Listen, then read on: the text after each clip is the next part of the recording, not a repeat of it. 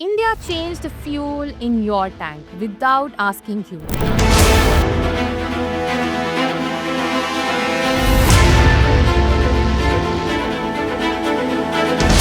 Everyone's panicking about E20 killing engines. लेकिन इस चीज के लिए मैं आपको कभी भी माफ नहीं करूंगा। अभी 3,500 रुपए का कल मैंने तेल भरवाया था, लिटरली आधा हो चुका है। मेरी गाड़ी की माइलेज पहले 12 की थी, वो कम होकर 9.5 की माइलेज हो गई है। और किस वजह से? सिर्फ आपने जो E20 फ्यूल लॉन्च किया है उसकी वजह से। Check who owns them. I did. It's fascinating how many belong to families in sugar belt politics. What a coincidence.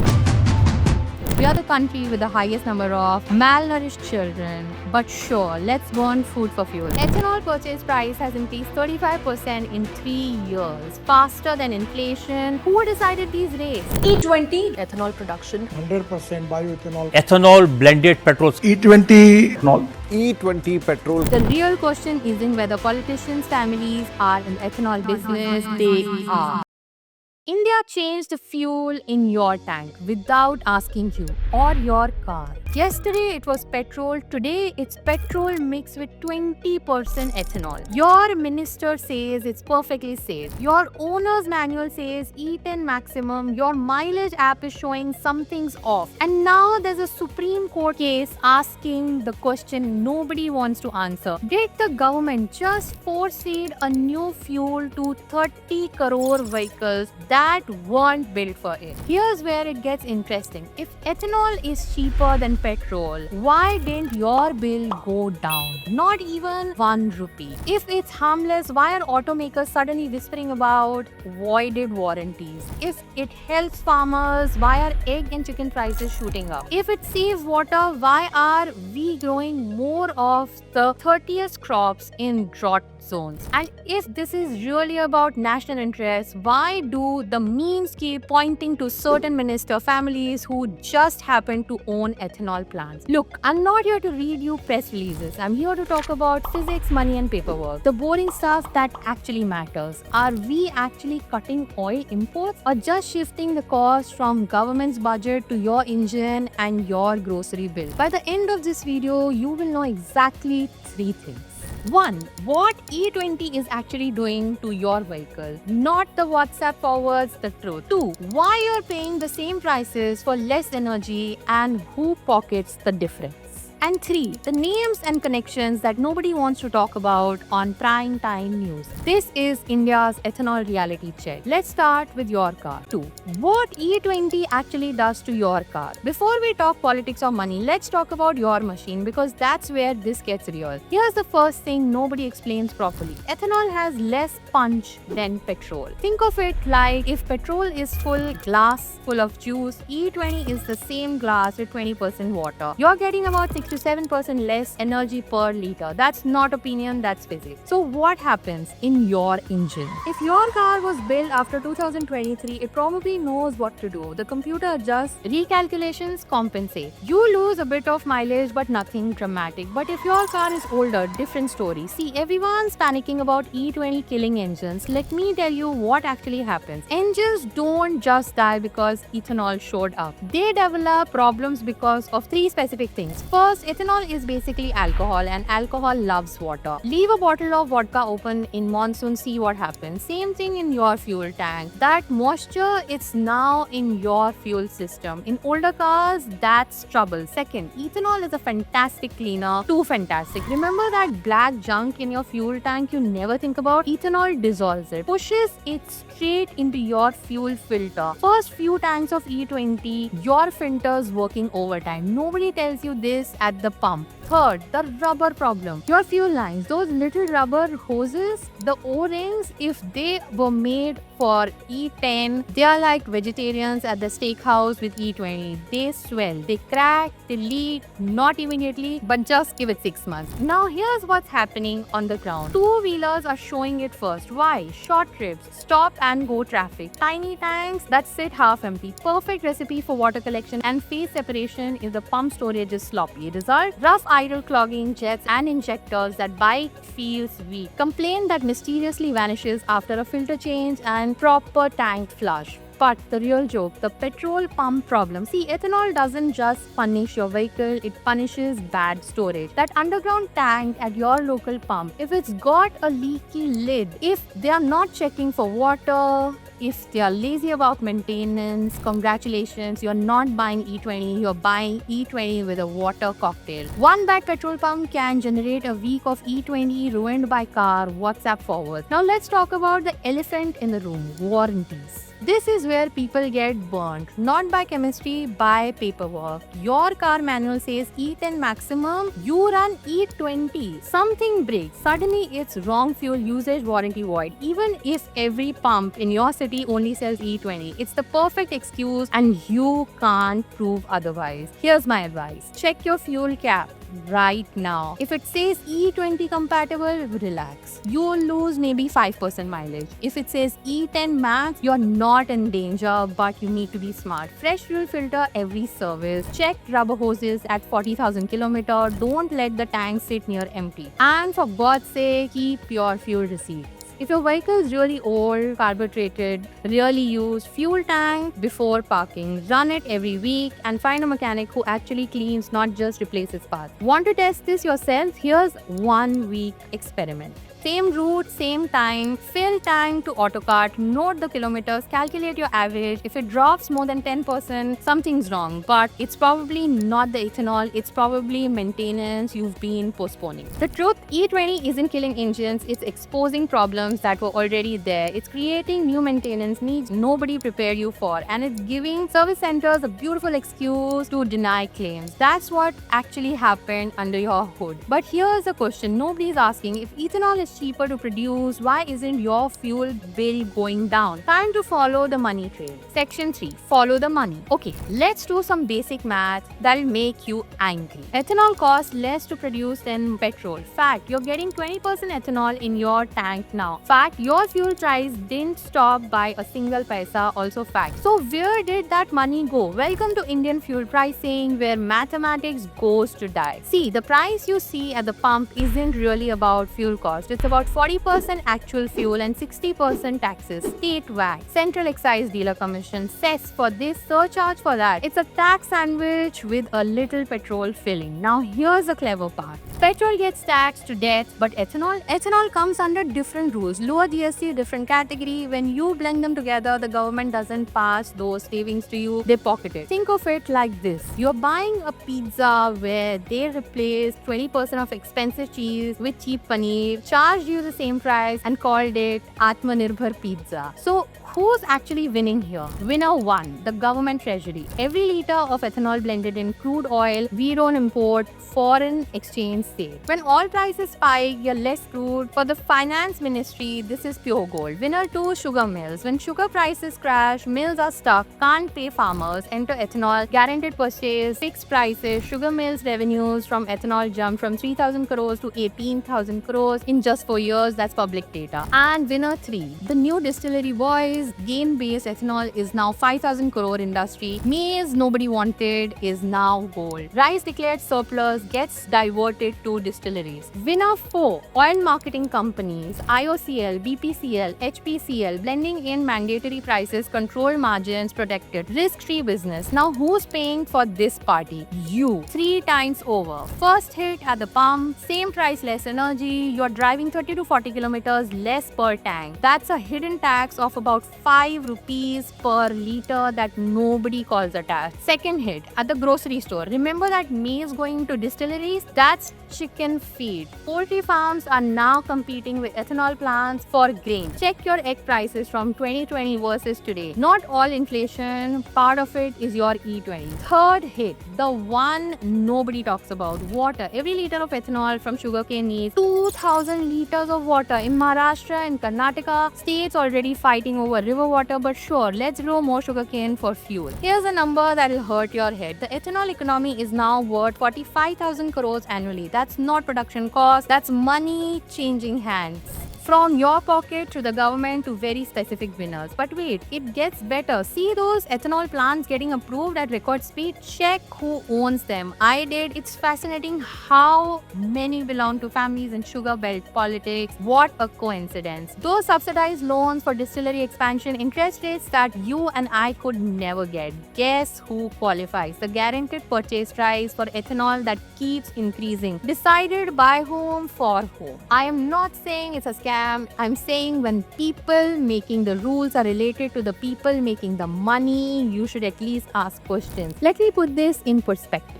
The government saved 25,000 crores in oil imports last year. Great for India. Sugar mills made an extra 15,000 crores. Great for mill owners. You spend an extra 3,000 rupees on fuel and food. Great for who exactly? This isn't an argument against ethanol. It's just math. At the national level, the benefits are real. At your level, you are the one paying for those benefits. And that gap between who pays and who gains, that's where the politics lives. Speaking of politics, let's talk about the names nobody wants to mention. Section 4. The politics. Who stands to gain? Public policy always creates winners. The question is whether those winners earned it or were born into it. Let's talk about what everyone's thinking but nobody's saying clearly. The ethanol push checks every political box. Cut oil imports, check. Help farmers, check. Go green, check. It's the perfect announcement, the kind that gets you votes in Delhi and the sugar belt. But here's the thing about perfect policies. They move real money through very specific doors. Sugar mills, distilleries, transport contacts, oil companies. And in India, sugar belt, those doors often have familiar nameplates. Let me break down 3 things that keep getting mixed up online. The proximity problem. In Maharashtra, UP, Karnataka, sugar isn't just business, it's politics. The same families who run cooperatives sit in assemblies. The same surnames on mill boards show up in cabinet meetings. That's not automatically corruption, but it is automatically a conflict of interest. When you are making rules for an industry where your family owns, every decision looks suspicious, even the clean ones. The transparency black hole. Here's what we should be able to Google in 5 minutes. Who got subsidized loans for new ethanol plants and at what interest rates? Which mill supply how much ethanol to which oil companies and at what price? Which ministers recuse themselves from ethanol decisions? Try finding those answers. This information exists in government files, but it's not public. You need RTIs which take months and come back half blacked out. That silence, that's where conspiracy theories are born. The perception disaster. When people can't see the process, they assume the worst, and honestly, why shouldn't they? You're telling me that families in sugar politics just happen to build ethanol plants right before the E20 mandate? That approvals that usually take years suddenly took months. That the same states pushing hardest for ethanol also have the most politically connected mills. Maybe it's all legitimate. Maybe every decision was taken properly. Maybe the proximity is just coincidence. But if you can't prove it with paperwork, people will prove it with WhatsApp. Here's what's actually checkable. The ethanol purchase price has increased 35% in 3 years, faster than inflation. Who decided these rates? New distillery license surged 300% after the E20 announcement. Environmental clearances suddenly sprinted. Whose plans got fast-tracked? The interest subvention scheme. 5% interest when you pay 9% of a car loan. Who qualified? Look, I'm not saying there's a grand conspiracy. Markets create opportunities, small business families position themselves, that's capitalism. But when the referee is related to the players, you need transparent scorekeeper, and right now the scoreboard is turned away from the audience. The real question isn't whether politicians' families are in the ethanol business. They are. That's documented. The real question is, are the rules the same for everyone? Is the process clean? Are the benefits distributed fairly? And the fact that we can't answer these basic questions, that's the biggest red flag of all. Because once people lose trust in the process, every petrol pump becomes a voting booth. Every fill-up feels like funding someone's empire. Every kilometer lost to E20 becomes a reminder that someone somewhere is getting rich off your tank. The government could fix this tomorrow. Publish the data, show the process, name the beneficiaries. If it's clean, Sunlight will prove it. If it's not, Sunlight will fix it. But they won't. And the silence tells you everything. Now let's talk about something they they definitely don't want to discuss. Consent. Did anyone ask you before changing what goes into your car? Section 5. Consent law and the choice you didn't get. Here's a simple question. When did you agree to E20? You didn't.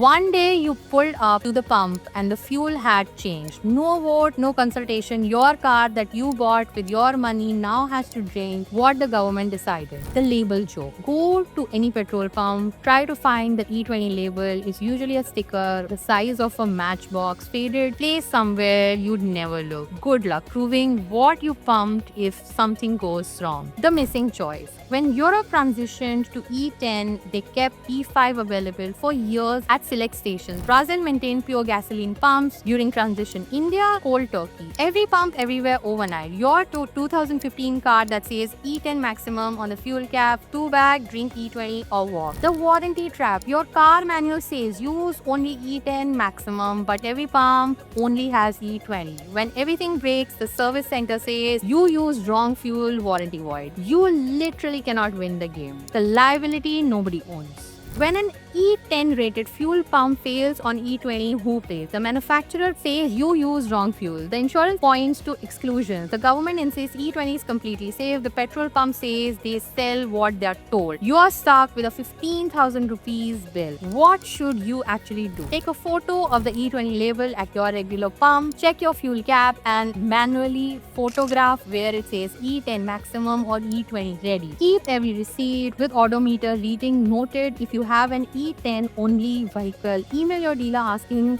if E20 is safe. Their dodge is also evidence. This is exhausting. You shouldn't have to build a legal case every time you fill petrol, but this is where we are. All they had to do was put up proper signs, keep E10 pump per district, per transition, write clear liability rules and give people time to adapt. But that would mean admitting the transition wasn't perfect. Section 6. The green story. Claims versus reality. Cleaner fuel for a greener India. Let me tell you what they are not telling you. The tailpipe truth.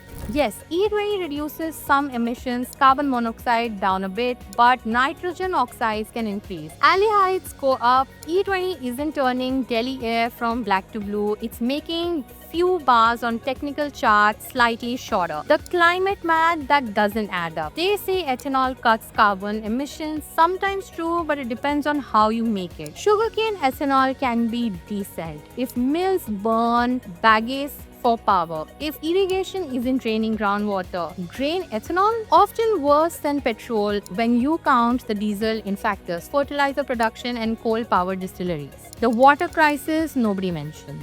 Every liter of sugarcane ethanol needs 2,000 liters of water. Where are we growing this? Maharashtra drought every 3 years. Karnataka fighting over river water. UP groundwater dropping fast. We are literally burning water in drought zones and calling it green. The food price connection. Maize is chicken feed. Now it's also ethanol feedstock. Poultry farms are bidding against distilleries when your omelette costs more. Part of that is your E20 mandate. They call rice surplus and divert it to ethanol. We are the country with the highest number of malnourished children. But sure, let's burn food for fuel. The second generation lie. They keep promising second generation ethanol from agricultural waste. Those plants are supposed to be running by now. They're not technical challenges. Meanwhile, 90% of your E20 is still first generation, basically food. So what's the truth? Can ethanol be green? Yes, with the massive asterisk. If we use agricultural waste, not food, if we do it in water-rich areas, if distilleries run on renewable power, if we enforce effluent treatment. We are currently failing at least 3 of those. The environment doesn't care about press releases, and on the ground, we are burning water in drought states, burning food in a hungry nation, and calling it green because it sounds good in speeches. Section 7. The fix. Make E20 boring. Good policy is boring. E20 could be boring. Here's how. Basic transparency. Big readable signs at every pump. E20 clearly, no receipts. A website where you enter your vehicle number and instantly know if you are E20 compatible. Transition support. 1 E10 pump per district for 24 months with the end date clearly posted. Subsidized, updated kits for E10 vehicles, better hoses, filters and seats. Clear liability. If your car is E20 rated, warranty stands. If if it's E10 rated and no E10 was available within 50-kilometer, failures can be called misuse, but put it in writing, make it law. Smart priorities. Agricultural waste gets premium prices. Sugarcane only in water sustainable areas. When chicken feed prices spike, grain ethanol automatically reduces. Make it a formula, not politics. Open books. Publish who got licenses, who got subsidized loans, and at what rate. If ministers have family in the business, declare it. If distilleries pollute, name and shame them. Price honesty. One statement. E20 won't reduce your fuel bill because pricing is about tax revenue. You are paying the same for less energy. The benefit is reduced oil imports. People can handle the truth. They can't handle being treated like idiots. A competent administrator could do all this in 6 months, but boring doesn't win elections. Drama does, and right now E20 is generating plenty of drama. Section 8. Closing the truth and the choice. So here's what we learned. E20 isn't killing your engine. It's a mild die change that creates some maintenance needs and warranty headaches. The horror stories. Most bad pumps maintenance and service centers looking for excuses. Your fuel prices didn't drop because fuel pricing in India is tax collection dressed up as energy policy. The government saves on oil imports, sugar mills make bank, and you get the same bill for less energy. The green claims work only if you ignore water scarcity, food prices, and delayed base to ethanol plants. And when the people writing ethanol rules have families earning from ethanol, every decision looks suspicious. Maybe it's clean, but when you can't see the paperwork, you can't tell. Remember where we started? India changed the fuel in your tank without asking you. The real question isn't whether E20 is good or bad. It's whether you had a choice. You did. Here's what you can actually do. Check your fuel cap once, keep receipts for a few months. If mileage drops over 10%, get your vehicle checked, change filters, and more often if you are E10 rated running on E20. The bigger picture. E20 is how India makes big changes. Decide first, deal with consequences later. Call critics anti-national. The truth, it's not a scam, but it's not a revolution either. It's a modest change with modest benefits that got oversold, under-explained, and over-politicized. At the national level, cutting oil imports makes sense. At your level, you are paying for benefits you don't see while someone's getting rich off the transition you never agreed to. Small sticker, big bill, even bigger trust deficit. That's India's E20 story. That's what's happening at every pump in every tank. Next time someone changes what goes into something you own, maybe ask why you weren't asked first, because they can change your fuel without asking what else can they change. Think about that the next time you fill up your petrol.